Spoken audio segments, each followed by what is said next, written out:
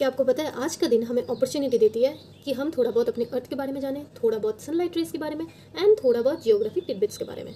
तो आपने आज न्यूज़ में देखा होगा कि Bengaluru witness zero shadow day.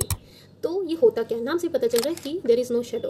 तो आप कोई भी आज वर्टिकल ऑब्जेक्ट रखो या खुद खड़े हो जाना तो आपको यहाँ पे शेडो नहीं दिखेगी, ठीक है। आपको under this object he shadow रहती है, तो वो आंखों से दिखेगी नहीं बिकॉज इसके नीचे रहता है, ठीक है ना। एंड ये होल डे नहीं रहता, ये एग्जिस्ट फॉर फ्यू मिनट्स, ठीक है। अब ये होता क्या है ये तो हमने जान लिया। ये होता कहाँ पे है, तो ये basically tropic of cancer and tropic of capricorn के बीच वाले रीजन में होता है।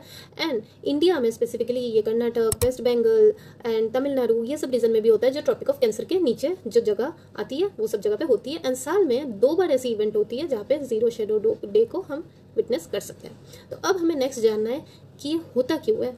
आपको पता है हमारी जो अर्थ होती है वो रोटेट करती है। तो इसको मान लो अर्थ है, ये इस तरीके से रोटेट नहीं होती, मीन्स इस तरीके से वो रोटेट नहीं होती, थोड़ा सा टिल्टेड होता है, मीन्स थोड़ा सा उसमें झुकाव होता है। तो वो 23.5 डिग्री एंगल होता है। तो उस जो टिल्टेड की वजह से क्या होता है, सन की पोजीशन जो लोकेशन है वो चेंज होती रहती है। कभी वो नॉर्थवर्ड्स तो उसको हम क्या बोलेंगे उत्तरायण, कभी वो साउथवर्ड्स उसको हम क्या बोलेंगे दक्षिणायन। तो एक पॉइंट ऐसा होता है जब सन रेज जो होती है ना अर्थ सर्फेस के बिल्कुल परपेंडिकुलर होती है। मान लो इस तरीके से परपेंडिकुलर, तो उसकी शेडो ऐसी, एंड देन ये अगर ऐसा भी होता है तो शेडो दिस, तो उसमें शेडो नहीं आने वाला है ना। तो उस पोजीशन को जीरो शेडो डे हम कहते हैं। एंड मान लो आज जो बेंगलुरु में हुआ, तो बेंगलुरु की जो लैटिट्यूड थी that is equal to angle between sun का लोकेशन एंड इक्वेटर का पोजीशन, ठीक है। तो इन दोनों का angle was equal to that regions latitude, and इसलिए हमें आज जीरो शेडो डे एक्सपीरियंस हुआ। तो आज के लिए इतना, आई होप आपको थोड़ा बहुत तो समझ आया होगा। Till then happy studying and take care.